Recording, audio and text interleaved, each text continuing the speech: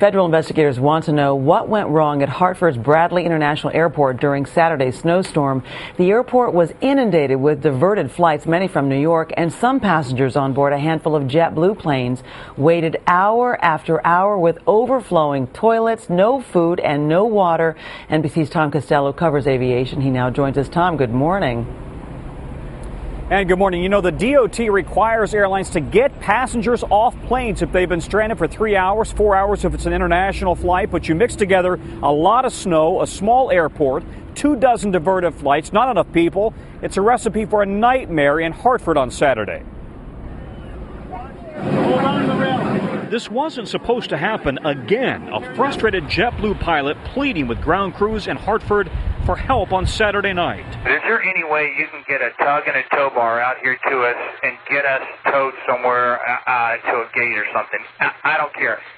Take us anywhere. With babies crying in pitch black, he, his crew, and passengers sat stranded on the tarmac for hours. No food, no water, no working toilets. I have a paraplegic on board that needs to come off. I have a diabetic on here that's got an issue, and I'm going to need to have the cops on board. For 7 hours they waited. At times, tempers flared.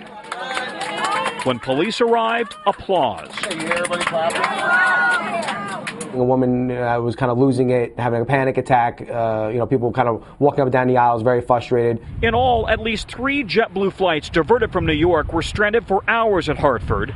A diverted American Airlines flight from Paris also sat for 7 hours because there were no customs officers on duty at Hartford. It's hardly the first time. A much bigger passenger nightmare involving JetBlue at JFK Airport in 2007 led to the creation of a passenger Bill of Rights and tarmac delay rules that went into effect 18 months ago.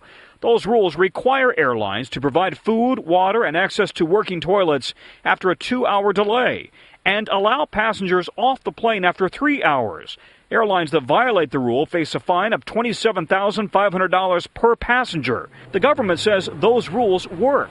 So what happened on Saturday? Although the airlines appear to have made a bet with an act of God that they could get off the ground in 3 hours or less after they diverted, the airport was completely unresponsive until later in the day, like in the evening, 9:30 in the evening. But Bradley Airport says it accepted 23 diverted flights and our resources were stretched to the limit. 1,500 passengers spent the night on cots in the terminal. Now, with winter around the corner, the FAA is looking into avoiding a repeat of this.